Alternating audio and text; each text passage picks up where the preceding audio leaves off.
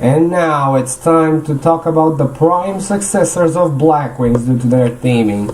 It's time to review the Lyrilusc, which are birds, level 1 birds, which focus on rank 1 XC spamming. And holy shit, I don't think I'll ever review a better archetype than this one. And then I could be wrong, actually. But anyway, let's get into it. But before that, they were used by another bracelet girls, which is the final bracelet girl we'll be taking a look at in this season. And that is Ruri, the Xyz Dimension counterpart. And for some inexplicable reason, she visually reminds me of my ex-girlfriend. Yay. But anyway, let's get started with their first monster, that being the level 1 Lyrilusc, what's it called? Cobalt Sparrow. If this card is special summoned, you can add one level 1 winged beast type monster from your deck to your hand. You can only use this effect of Lyrilusc Cobalt Sparrow once per turn.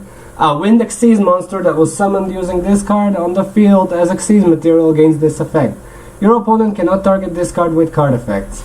So yeah, this is actually pretty badass. It gives protection to their Xyz monsters.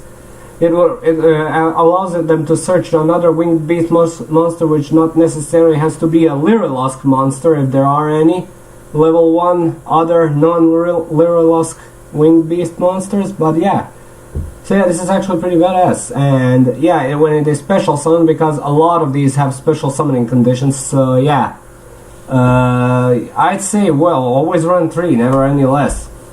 Much like the next monster, Lyrilusc Sapphire Swallow.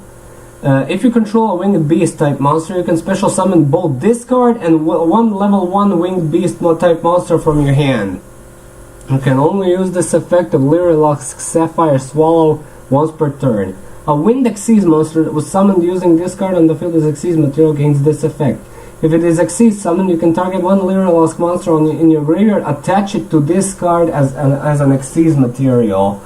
Yeah, this is actually a really nice effect. Free overlay units, oh hell yeah. And I love this card's special summoning condition. Double special summon, only if you control a winged beast type monster, which you'll be really controlling in this deck. You won't be lacking in any sort of way. And yeah, always run 3, never any less. And yeah, I also mentioned in my previous video, my Windwitch Snowbell is really splashable in this, and for this very same reason. It's for its unique summoning condition, because these are also wind monsters, so yay. And their final main deck monster is Lyrilusc Turquoise Wobbler. If you control no monsters, you can special summon this card from your hand. If this card is special summoned from the hand, you can special summon one Lyrilusc monster from your hand or graveyard. You can only use this effect once per turn. Yeah, pretty simple summoning effect if your field is empty. And yeah, like always run 3. Yeah, there is no way you should be running any less of them. But yeah, I'm blazing through this. The next card is their first extra deck monster, which is the Lyrilusc Assembled Nightingale. Well, Avengers reference there. It requires 2 or more level 1 monsters, has 0 attack and defense, with no worry, the stats are not the problem. And this card gains 200 attack for each Xyz material attached to it. This card can attack directly. While this card has Xyz material, it can attack a number of times each battle phase, up to the number of Xyz materials attached to it. Once per turn during either player's turn, you can detach one Xyz material from this card. Until the end of this turn, Lyrilusc monsters you control cannot be destroyed by battle or card effect. Also, you take no battle damage. Wow, this is actually a really nice effect for their first boss monster. Yeah, if you summon it using 5 level 1s, it will have 1000 attack. It will be able to attack 5 times and directly, so it's a 5k damage output right there. However, if you happen to use 3 Sapphire Swallows, you'll be able to attach, I think at least you'll be able to attach 3 more of these monsters onto it, and then you'll have 1600, and then you'll be able to attack swing for an additional Yeah, you'll gain also 3 additional attacks, so yeah. But I really love this protection effect by simply detaching an Xyz material. I think it's during either... Yeah, it is during either player's turn, so yeah. Wow, this is a really nice start for their boss monster lineup. And their semi-final card is their secondary Xyz boss monster is the Lyrilusc Recital Starling. It also requires 2 or more level 1 monsters, and if it is Xyz summoned, you can target one face-up monster on the field. It gains 300 attack and defense for each material attached to it.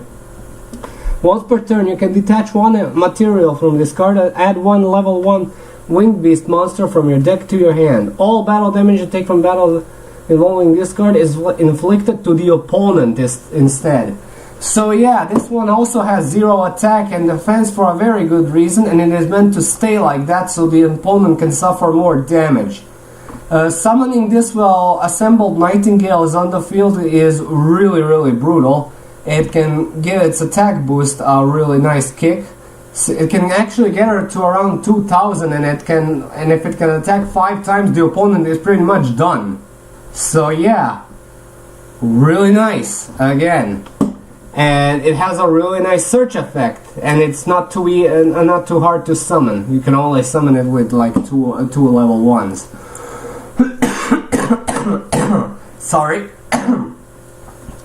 But let's get to their final card, the boss monster, a Lyrilusc Independent Nightingale. A level 1 fusion monster. Instant fusion material there. It has 1000 attack and 0 defense.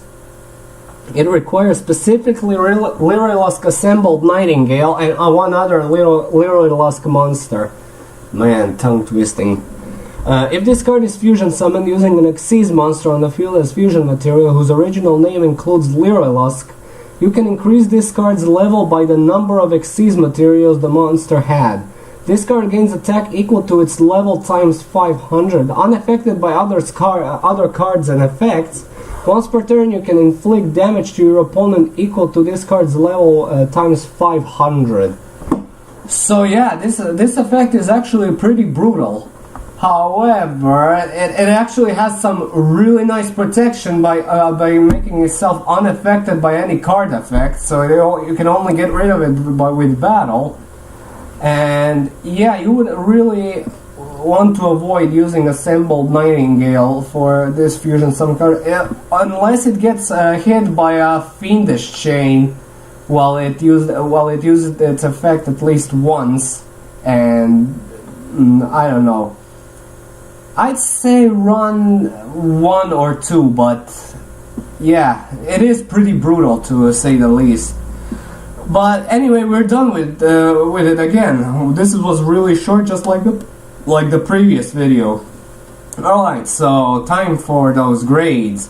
Consistency, well, 1 for 1 searches all of them. They had, in combination with Snowbell, they can produce some nasty fields. Soul Charge can rank in an instant comeback and maybe an OTK if you play your cards right. So yeah, consistency here is never a problem upon viewing some replays before doing it. So yeah, a 3 out of 3 at all times. Power usually depends on their fusion monster. If you use it with Independent Nightingale, if you use it with Assembled Nightingale, well, it has some nice amount of overlay units attached to it, but still, we're talking about a single monster here. But then again, if you're playing the pure Assembled Nightingale beat down with multiple direct attacks, the power output can be devastating in itself. So yeah, I'm gonna give him a 2 out of 3, and that is a bit generous. Now, comeback ability, these guys can pretty much come back from anything. Literally anything. So yeah, I'll give him a definite 3 out of 3. Protection, 3 out of 3, believe it or not. Their boss fusion monster has some insane protection if you actually plan on summoning it. And even Assembled Nightingale along with Recital Starling have some nice protection effects. So yeah, this is a definite 3 out of 3 in protection.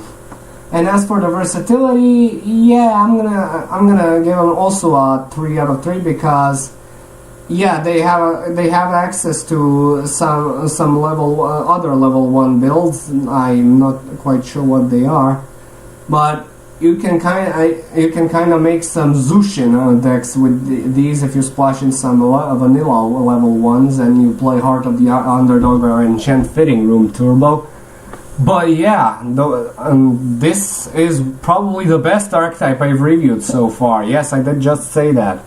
So wow, I don't think I'll ever review a better archetype. We'll see when the second season comes around, and it's not gonna be that soon anyway.